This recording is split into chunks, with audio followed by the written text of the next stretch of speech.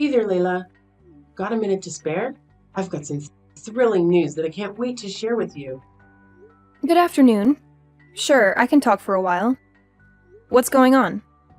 Well, first things first. How's Stephen been? My son's been treating you well, I trust? He's a little silly sometimes, but he's got a heart of gold. And of course, I hope you're doing well yourself. You're a very smart, strong young lady, and I would hate to see anything happen to you. No worries on that front. Stephen and I are just as we've always been. Nothing too dramatic to report. We're just living our lives to the fullest. That's music to my ears. In these times, it seems like everyone has a heart-wrenching tale to share when you catch up with them.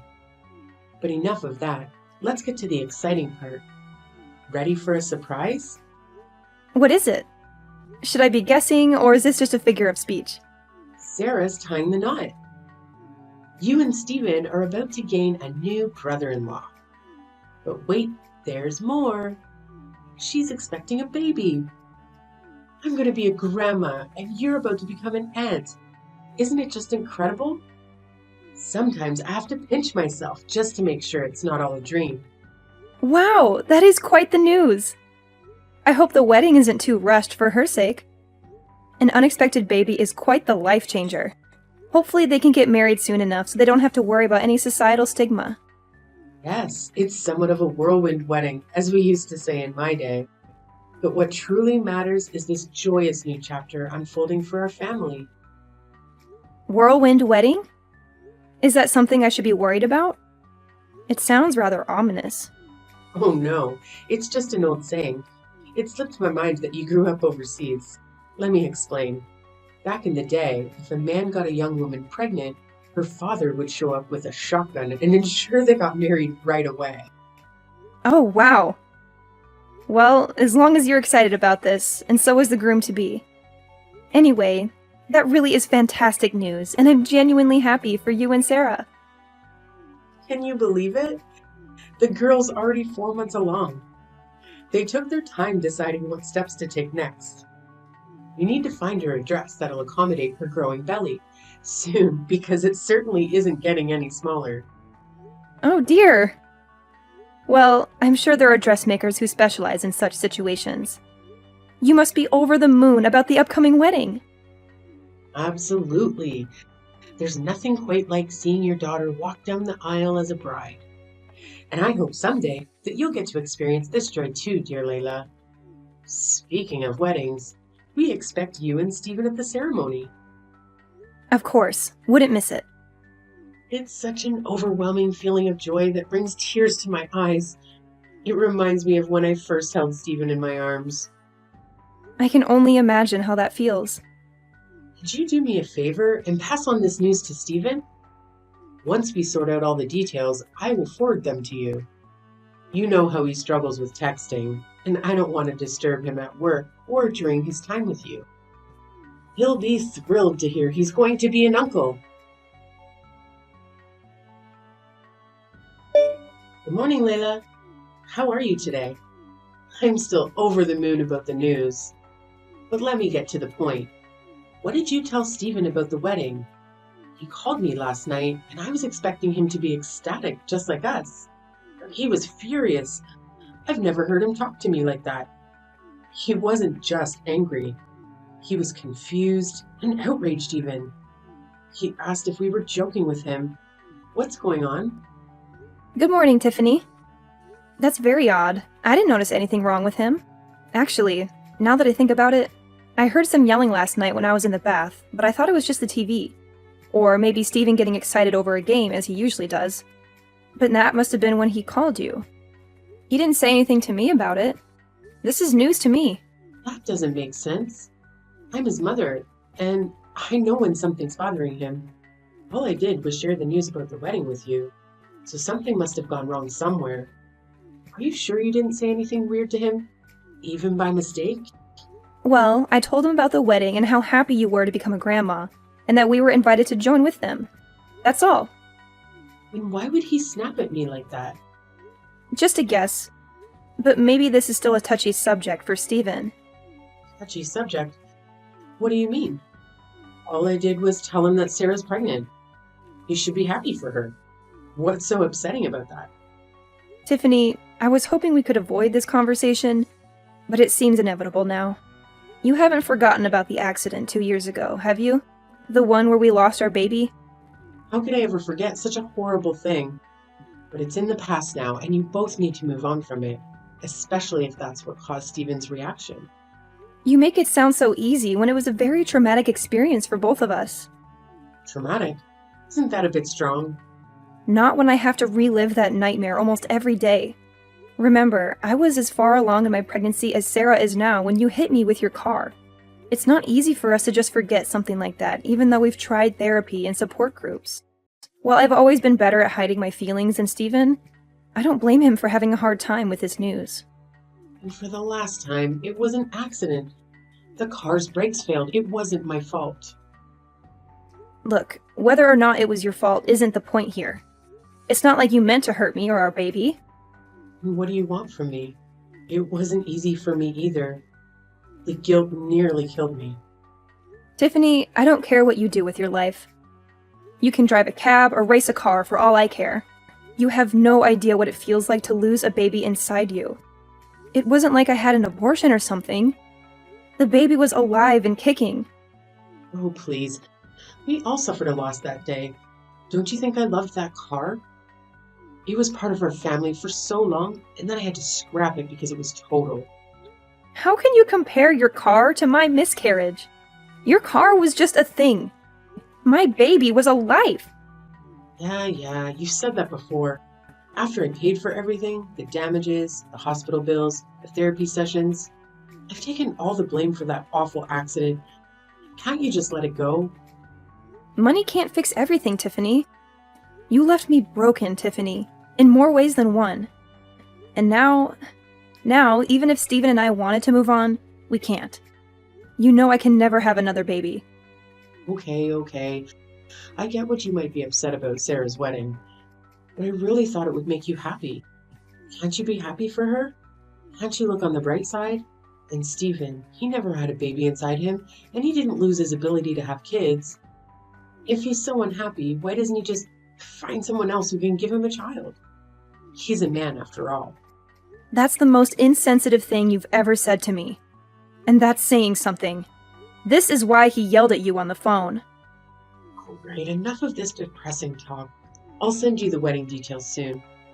And you better be there, both of you. You need some fun and joy in your life after all this misery. Trust me. Grab a pen and paper, Layla. I have some exciting news for you. Sarah and Joshua have finally set a date for their wedding. Hello, Tiffany. I hope you're doing well. Did you find a nice venue for the ceremony? Yes, thanks to you, my dear. Remember the hotel downtown where you had your reception? The one with all the Art Deco paintings and sculptures from the 1920s? Well, they had an opening, and it's very affordable. And I know a lot of people there from when we planned your wedding, so it's perfect. Oh, I see. That will bring back some memories for Stephen and me. Isn't it wonderful? Anyway, this is going to be a small wedding, so we're sending out fewer invitations. Which is fine by me. Wedding invitations can be so expensive. And it's still so much fun to plan a wedding, even a small one. It's one of the best parts of being a mother, don't you think? I suppose it is. So, when is the wedding? Going to be the first Sunday of next month. Mark your calendar and don't forget. What's wrong? You don't have any work that day, do you? You know we talked about this a few weeks ago, but it seems like you're being very insensitive right now. What? What are you talking about? Oh, come on, not this again. How does this have anything to do with that accident that I've apologized for 1,000,000 times? You're being ridiculous, dear. Just tell me what it is. You think I'm being ridiculous? Really? You're the one who keeps making it harder for us to move on. That day you picked because it was cheap and convenient. That's the day my world fell apart 2 years ago when you hit me with your car.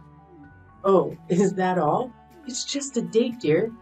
Don't you think it's time to make some new memories on this day? It's not that simple, Tiffany. You can't just erase what happened. The fact that you can't even remember... It's unbelievable. Oh, please. You're impossible to please, aren't you? Maybe if you could talk about something else besides your miscarriage, you might be able to move on. Didn't they teach you that in therapy or support groups? Or did you skip that session because you were too sad after looking at your calendar? You have your whole future ahead of you, Layla. You're only hurting yourself by living in the past like this. Better be careful where I seat you at the wedding, or else your gloomy mood might ruin everyone's happiness. Living in the past? If our baby had survived, they would still be a toddler today. How can you expect me to forget that? I'm starting to wonder if that accident damaged your brain too. I had a great aunt who had a lobotomy, and she was just as stuck in the past as you are now. Move on for your own sake. Every word you say hurts me more than the last. Great, now I'm responsible for your misery too? That's really unfair of you. You're the one who's at fault here. Moving on means finding peace, and that's why I've tried not to fight with you. Even when you ignore my pain or insult me, I still try to be civil with you. The last thing Steven or I need is more conflict over something that was an accident. So there you have it. I'm full of grief and anger, but I choose to treat you kindly, even if I don't feel any warmth towards you. Well, aren't you a saint or something? Probably wanted me to praise you, but all I feel is a headache coming on. Anyway, let's drop this depressing talk or your sadness will rub off on me. I want both of you at the wedding, no matter how you feel about the date. And do me a favor, don't wear a black dress. It's a wedding, not a funeral. Howdy, Layla. I'm not catching you at a bad time, am I? Hi, Tiffany. And no, it's a perfectly fine time to talk as any. What a pleasant surprise. I was worried you might be tied up with work or something. Not exactly. I mean, I'm working from home, but it's not super high priority at stuff at the moment. Oh, good. I'm glad you're free. That's one less thing I have to worry about. Is everything okay? Well, Sarah and Joshua just moved into a house. Perfect to raise the baby in. And of course, it wasn't cheap. That's why I'd really like for them to have a nice wedding gift that's going to help them along the way, you know? Sure, I can understand that. Anyways, what I wanted to ask is if you still had that money set aside from the settlement for you-know-what. What? Well, I was thinking of putting it to good use, so we have the funds to get them something really nice and memorable. You know? You didn't spend it all, did you? I haven't spent a single dollar of it. Don't worry. I've been saving it for a very special purpose I like to call revenge. Revenge? You better not mean against me, my dear. Is there something else I should be setting my sights on? If so, I'm not seeing them. You even know what the word accident means anymore? Or have you completely brainwashed yourself? Besides, no matter how badly you want to hurt me, it's most certainly not going to bring your child back. All you're going to do is reopen those old wounds of yours with that kind of thinking. You say that despite doing everything you can to stop me from being able to heal properly. That's why I need to get back at you. Not to make myself feel good, but to allow Steven and I as people and as a couple to move on with our lives. As a couple? Please don't tell me you've roped my little Steven into all this too. My daughter-in-law betraying me is one thing, but to think that you've turned my son against me? I didn't turn him against you. You turned yourself against him with your horrible mindset, words, and actions. I'm the wounded one. But you've hurt him badly, too. That man has been grieving with the worst kind of pain and loss imaginable. And you act like he should just grow some thicker skin about it. I don't want to hear how you feel as a mother when you took away my chance to be a mother of my own and his chance to be a father. So, I've paid the settlement. I paid your bills. I've begged time and time again for your forgiveness. How is this not over yet? I've been able to move on from things just fine somehow, while you two seem to relish being emotional black holes. You haven't moved on because you never cared to begin with. You were more upset about your car than you were about the baby, after all. I want you to look deep inside yourself at whatever shriveled up excuse of a heart you have inside your chest, if any, and really think for a second. Do you honestly believe that to me, as the years would be enough time to erase the pain caused by losing a child? Whatever happened to the old saying, time heals all wounds? I figured you would pull out something weak like that. You've already made up your mind, haven't you? As long as you've paid us off, your hands were free of any blood.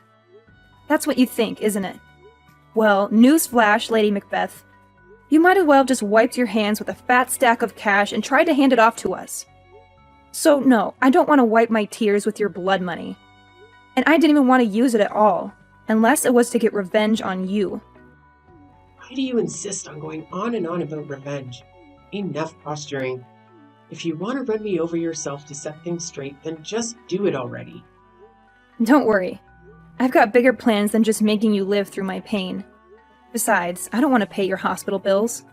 And I need you to be able to walk away in shame when this is all over. All right, then spill it. What's your big plan, Mastermind? No can do. I've been planning this for quite some time, and I need you to be surprised when it happens.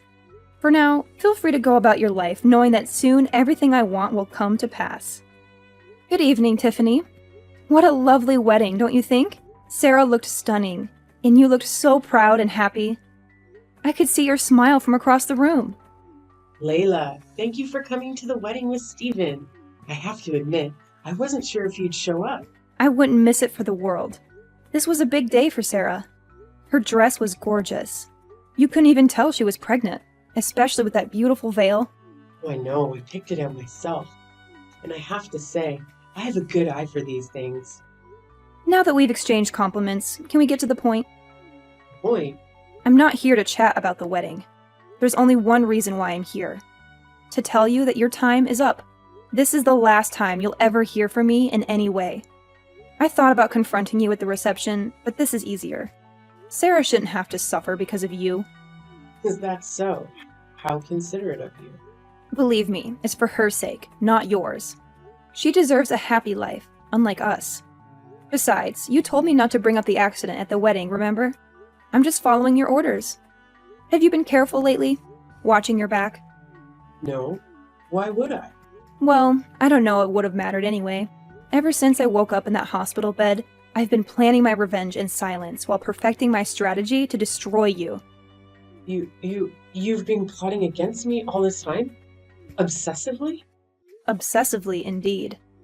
Right after I got admitted to the hospital, I asked Stephen to hire a private investigator for us. What? Why would you need a detective? Wait and see. The important thing is that with the money you gave us, we were able to hire the best one in the business. He worked non-stop until a few days ago, and his 2 years of hard work paid off. Right now, I'm holding a report with his findings. Well then, what dirt did he dig up on me? Just a detailed analysis of your daily activities over the past 2 years, Tiffany. Nothing too surprising for you. My daily activities? What? You used my money to hire someone to spy on me? To stalk me? Indeed. It's amazing how many weaknesses can be found in someone's ordinary daily routines. How well do you know your own habits over these past few years anyway? Reading through this was quite shocking for me. But for you, it must be normal by now. This is some kind of prank, right? You don't really hire a detective. You're just trying to scare me into admitting something. Well, it's not working, Layla. Nice try. Sorry to burst your bubble, but this is no prank. As much as I would love to trick you into giving me what I want, my approach had to be thorough and foolproof. Yeah, right. By the way, your husband quit his job last year, didn't he? We haven't talked much about your life lately, but that detail caught my eye in the report. Well, you could have easily found that out from Stephen or Sarah. But yes, as a matter of fact, he did. He's got a new job at the History Museum across town that's treating him much better now. I'll have you know, most people can't find better work at his age. I thought as much. I know you're not lying about that, mostly because that time frame lines up with a noticeable disturbance in your life's activities. Disturbance? You're the one acting disturbing. That's what I think. About that disturbance. I guess the best way to put it is that you're living more than just one life for yourself, aren't you, Tiffany? I have no idea what you're talking about. This means nothing at all to me. Not a single word you've said. Really? Let me give you a refresher then. Does this scenario I'm about to describe sound familiar to you at all? It's the weekend, and you tell your husband that you're going out with some girlfriends of yours. My guy knows better than that, though. and he is able to tell me what you're really up to. Picking up younger guys at bars downtown and taking them back to a cheap hotel room you've booked for the weekend. I almost lost track of the amount of times my gumshoe reported that same story back to me. Seeing it all compiled now, it really makes me think. Just what kind of woman are you, Tiffany? I have no idea what you're talking about. You don't know half of what you're saying either. So you do your best to shut it if you know what's good for you. You're just saying a whole lot of nonsense you have no way of proving. Oh, you can rest easy on that front. The detective supplemented all of these with write-ups of your dirty deeds with equally dirty photos. Photos? You know, I always thought a woman of your age would know better than to do something this rash and thoughtless. Or that you'd at least be smart enough to cover your tracks. These photos are unmistakably you, though, and you've got nowhere to hide now. I haven't done anything wrong. Sure, you have photos of me with some guy, but you have no idea what my intentions were. Oh, I don't think it takes much for me or anyone else to piece that together. I definitely don't need to hire a detective to have a theory or two. Besides, even if you didn't do anything with this guy, certain facts stay true, immutably so. Namely, the fact that you lied to your husband about what you were doing all those weekends. Now, if you didn't think you were doing anything wrong, I have to ask, what were you thinking? Maybe I just didn't want him to worry about me while I went out for drinks, okay? Maybe. Maybe you didn't want him to know that you were fooling around with other guys, and much, much more. Are you any good at poker, Tiffany? My eyes and ears out in the city told me that you like to spend your husband's hard-earned money on poker at every bar in town. It would probably be pretty bad for your image if your husband, Sarah, or any of the lovely people at this wedding found out you had this side to you, huh? Shut up. So what? You've got photos, huh? You'll never catch me in the act. So your findings are as good as trash. True. You're a slippery one, I admit. A lesser detective wouldn't have even caught a whiff of this. You gave me enough money to destroy you, though. The truth is, whether or not I catch you red-handed, once the information gets out there, you're going to be in the hot seat regardless. The dirt I have on you doesn't just muddy your reputation, it completely spoils it. I'm warning you. If you don't stop this, I'll block your number. I mean, go for it, I guess. That's not really going to stop me from sending all this to your husband, though. You wouldn't dare. He doesn't need to know a damn thing about any of this. This is just between you and me, isn't it? Like you said, no one else needs to get hurt. Really? I was sort of thinking he had a right to know that his wife is not only unfaithful to him, but routinely lies to him about that and her habit of throwing his money away. Telling him just seems like the responsible thing to do from my perspective. When I said I didn't want to hurt Sarah, it was because I wanted this day to be special for her. If he found out, there's no way he'd do anything short of divorcing me, though. That's a good point. You and I both know there's nothing he hates more than a liar and a backstabber. Just imagine how he'll feel when he finds out how long this has been going on. I know you're a gambling woman, but I wouldn't bet on the odds of him staying with you if I were you. How would I be able to live without him? That's impossible. You can't do this to me. Yeah, without your husband's money, you're flat out broke, aren't you? I would offer to give you the money you used to settle with us back, but wouldn't you know it? I spent it all on that detective. Please, I'm begging you. Whatever you do, don't tell my husband. Don't tell Sarah or anyone else. Please. Your demands are getting less and less practical by the second, Tiffany. How am I supposed to just keep your secrets for you, Stephen and I already know, so what's the harm in letting your daughter in on the fun too? They're all going to figure it out sooner or later. You're wrong. They don't have to know a thing. Not as long as you can stop it, right? Wrong. I don't care about protecting you. Not after what you've done. You haven't protected us after all. Rather, you've tried to throw us into the deep end and watch us flounder time and time again. This is revenge, plain and simple. Not for the accident, but for how horribly you've mistreated us these past few years. Me, Stephen, your husband. Speaking of which, it really does seem like fate that it would all unravel on this day. Unlike you, your husband is well aware of the importance of this day, seeing as he calls us regularly to check in and support us emotionally. He's coming by today to observe the life of the baby we never had as a family. You wouldn't know much about grief, though, unless it was about your car, I guess. He's coming to you? Yeah? Do you have a problem with that? It's already so late in the evening, you know. And besides, if he's going somewhere, I thought he would tell me about it. Right. Because you're always so truthful with him about what you get up to when the sun goes down. Well, why not hitch a ride with him in that case? Maybe he'll even let you get behind the wheel. It might be a tough sell for him, though, because he remembers everything about what you did on that horrible, tragic day. If you do, you won't tell him, right? You wouldn't do something like that if I came, right?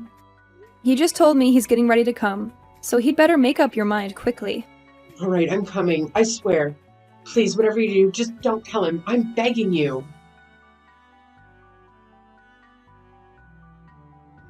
Tiffany made it to the house that evening, but her husband took the wheel without offering to let her drive at all. In fact, when Stephen's father arrived at the house, he did as he always did on this day and prayed silently with us. Not that she knew anything about it, but the grief had struck her husband just as intensely as it had us. He came to us right after the accident, and he's been coming over ever since, partly to help us, but also to settle his own sorrow. I think my father-in-law knew of his wife's heartlessness when it came to the tragedy, and so he held on to twice as much pain and guilt in return for being as excited as we were to being parents. He was thrilled to become a grandfather, and he'd put so much thought into how best to support us raising the child. And so, my aspiration of revenge, though rooted in my desire to see Tiffany crumble, came to fruition in getting justice for my father-in-law. He deserved better than Tiffany's lies. When he learned the truth, he said nothing. He drove home with her in silence and divorced her the next day. He's a man of few but powerful words. I can't imagine his anger and disgust. He called me a few days ago to say the divorce was done, and Tiffany was living in a dump near her poker clubs. We gave him and his lawyers all the evidence we had. She didn't even fight back. Now he, Stephen, and I are free of her dark shadow.